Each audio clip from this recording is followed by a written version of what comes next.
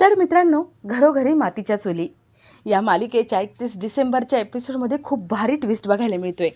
आणि ट्विस्ट असा असणार आहे की सुमित्रा, नाना हे टेन्शनमध्ये बसलेले असतात. सुमित्रा विचारते, अरे सौमित्र, सारंग, सांगा ना, ऋषिकेश कुठे गेलाय, माहिती आहे का काही? सारंग, सौमित्र म्हणतात, नाही, आम्हाला काहीच माहिती नाही आहे. सुमित्रा म्हणते, असं कसं होऊ शकतं? ऋषिकेश कुठे गेलाय, कुणाला कसं काय माहिती नाही? तेवढ्यात दरवाजावरची बेल वाजते. गुलाब दरवाजा उघडतो आणि समोर उभा असतो तो ऋषिकेश. ऋषिकेशचा पूर्ण अवतार बदललेला असतो. ऋषिकेश खूप छान तयार होऊन तिथे येतो. सगळे ऋषिकेशला बघतात आणि खूप खुश होतात. सुमित्रा म्हणते, ऋषिकेश तू? आणि हे काय केलेस? ऋषिकेश म्हणतो, आई, हा माझा नवीन लूक आहे. छान वाटतंय ना? माझं रूप बदलले मी. सुमित्राची नजर मागे जाते आणि तिला जानकी दिसते. सुमित्रा म्हणते, ही मुलगी इथे तुझ्यासोबत आतमध्ये येणार आहे का? जानकी म्हणते, काकू, ऋषिकेशचा हात धरून आयुष्यभर मला वाट चालायची. माझी इच्छा आहे त्याच्यासोबत आयुष्य घालवण्याची. पण जर तुम्ही नाही म्हणत असाल, तुमची परवानगी नसेल, तर मी त्याचा हात कधीच धरणार नाही. ऋषिकेश पण घरात यायला तयार नसतो. ऋषिकेश म्हणतो, जर जानकी माझ्यासोबत नसेल तर मी घरात येणार नाही. तुमचे माझे संबंध संपले. सुमित्राकडे काहीच ऑप्शन राहत नाही. ऋषिकेशसाठी आपल्याला जानकीला ॲक्सेप्ट करावंच लागेल हे तिला कळतं. आता जानकी, ऋषिकेश यांचं लग्न बिना अडथळ्यांचं कसं पार पडतंय हे बघण्यासारखं असेल. तर या सगळ्याची सुरुवात कशी होते ते थोडक्यात पाहू. तर मालिकेमध्ये आपल्याला असं बघायला मिळतंय की जानकी ऋषिकेशचा विचार करत असते. ऋषिकेशला साधं बाय पण म्हटलं नाही म्हणून तिला वाईट वाटत असतं. सायली म्हणते, अगं तुझ्या मनात ऋषिकेश आहे, दिसतंय ते.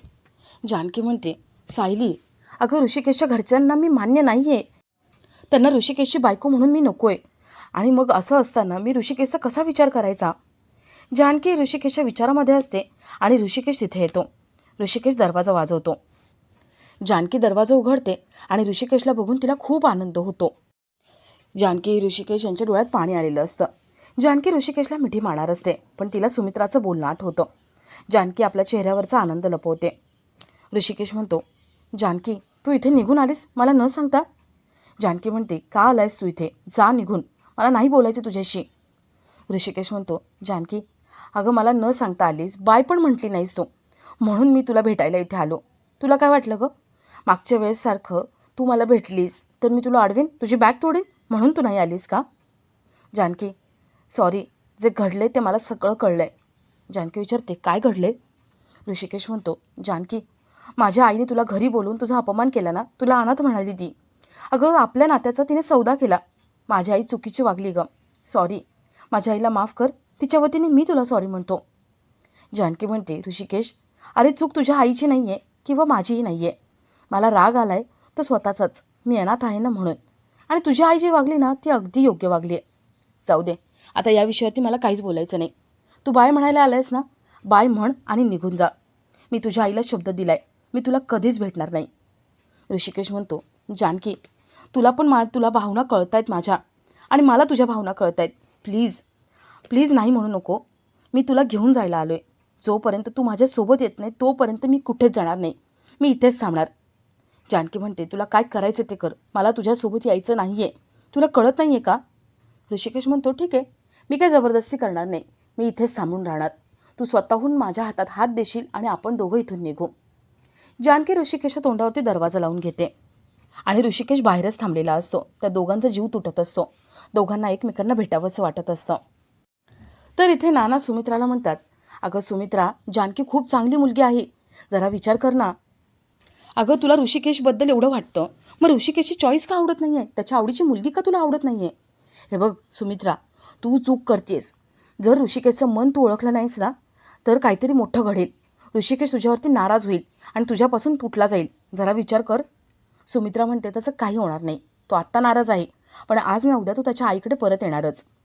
सुमित्रा सारंग सौमित्राला म्हणते, जा, ऋषिकेश कुठे आहे ते बघा आणि त्याला घरी घेऊन या. ऋषिकेश घरी आलाच पाहिजे. सारंग म्हणतो, आई, तुला वाटते तशी जानकी वहिनी नाही आहे गं. सुमित्रा म्हणते, काय जानकी वहिनी? सौमित्र म्हणतो, नाही, जानकी ताई. अगं आधीसुद्धा आम्हाला वाटलं होतं की ती चांगली मुलगी नाही आहे, पण जेव्हा आम्ही तिच्यासोबत राहिलो ना तेव्हा कळलं ती चांगली मुलगी आहे. आम्ही तुला सांगतो ना, तू तिच्यासोबत वेळ घालवशील, तिच्याशी बोलशील ना, तर तुला कळेल ती खूप चांगली मुलगी आहे गं. जरा तिचा विचार कर. सुमित्रा म्हणते, अजिबात विचार करणार नाही. मला ऋषिकेशसोबत ती मुलगी नकोय. मी दुसरी कोणी आणेन, पण ती मुलगी नाही हवी. सुमित्रा आतमध्ये निघून जाते. नाना सारंग आणि सौमित्राला विचारतात, ऋषिकेश काय करतोय, ती मुलगी आहे का? सारंग म्हणतो, नाही नाना, जानकी वहिनी निघून गेली आहे. तो जानकी वहिनी म्हणतो आणि पटकन गप्प होतो. नानांना पण कळलेलं असतं की ऋषिकेशच्या मनात जानकी आहे. नाना या लग्नासाठी तयार असतात. त्यांना ऋषिकेशसाठी जानकी ही योग्य मुलगी वाटते. तर इथे ऋषिकेश बाहेरच थांबलेला असतो. जानकी सायली आतमध्ये असतात. एका मुलाला ताप येतो.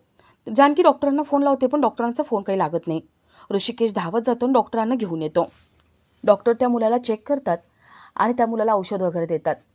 सायलीला ते सांगतात की ऋषिकेश घरी आला होता, खूप चांगला मुलगा आहे तो मला इथे घेऊन आला, सगळ्यांची खूप काळजी आहे त्याला. जानकीच्या डोळ्यात पाणी येतं. ऋषिकेश एवढा चांगला आहे, पण आपण त्याला काही होकार देऊ शकत नाही म्हणून तिला वाईट वाटतं. इथे सायलीला जानकीच्या तोंडावरून तिचं मन कळत असतं. तर थोड्या वेळाने ऋषिकेश घराबाहेर थांबलेला असतो. त्याला थंडी लागत असते. जानकी त्याला खिडकीतून बघते आणि तिला वाईट वाटतं. सायली जानकीकडे येते. सायली जानकीला म्हणते, जानकी, तू प्रेमात पडली आहेस, तुझा जीव तुटतोय, कळतंय का? अगं ऋषिकेश खूप चांगला मुलगा आहे. जत्रेमध्ये भेटला होता तसा नाही आहे तो. त्याच्या मनातला उर्मटपणा निघून गेलाय, तो हळवा झालाय आणि तुझ्यासाठी पॉझिटिव्ह. जानकी, मनाचं दार उघड आणि जा, भेट त्याला, होकार दे. त्याला अजून दुखवू नकोस गं, जा. जानकी विचार करत असते.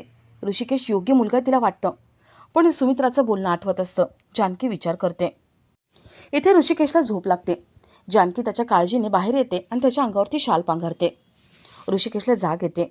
ऋषिकेश जानकीला प्रपोज करतो. त्याच्या मनात किती प्रेम आहे हे सांगतो. ऋषिकेश सांगतो, जानकी, मी तुला खूप सुखात ठेवेल. तुझ्या चेहऱ्यावरचं हसू मी कधीच जाऊ देणार नाही. जानकीला होकार द्यावाचं वाटत असतं. ऋषिकेश म्हणतो, जानकी, माझ्या आईचा नकार आहे, त्याला अजिबात विचार करू नको. माझी आई कशी मला माहिती आहे ना, ती नक्कीच तुला स्वीकारेल. प्लीज जानकी.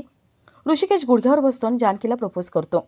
जानकी होकार देते आणि तेवढ्यात तिथे सायली येते. सायली जानकीला ऋषिकेशच्या अंगावर ढकलते. जानकी ऋषिकेश एकमेकांना मिठी मारतात.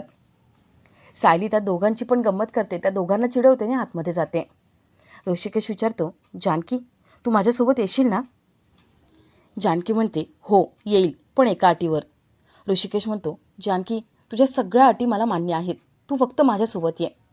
जानकीने ठरवलेलं असतं की ऋषिकेशचा आता कायापालट करायचा. हे असं लहान मुलासारखं राहणं, कसंही वागणं अजिबात नाही. आता जबाबदारीने वागायचं. ऋषिकेशने वेगळा लूक तयार करायचा. आपल्या लूकवरती सगळे आपल्याशी नीट बोलत असतात, म्हणून जानकी ठरवते की ऋषिकेशचा पूर्ण मेकओव्हर करायचा. त्याला चांगलं सुटाबुटात आणायचं आणि त्याला जबाबदारीने वागायला भाग पाडायचं. तर इथे सुमित्रा आपल्या रूममध्ये आलेली असते आणि आजी सुमित्राचे कान भरतात. नाना, सौमित्र, सारंग यांना ती मुलगी आवडली आहे. ऋषिकेशला सुद्धा आवडली आहे. ती मुलगी इथे आली तर तुझ्या डोक्यावरती मिरे वाटेल असं सांगतात. सुमित्रा अजूनच भडकते आणि आता काहीही झालं तरी जानकी ऋषिकेश यांचं लग्न होऊ द्यायचं नाही असं तिने ठरवलेलं असतं. सुमित्रा विचार करत असते आणि आपला हा भाग इथेच संपतो.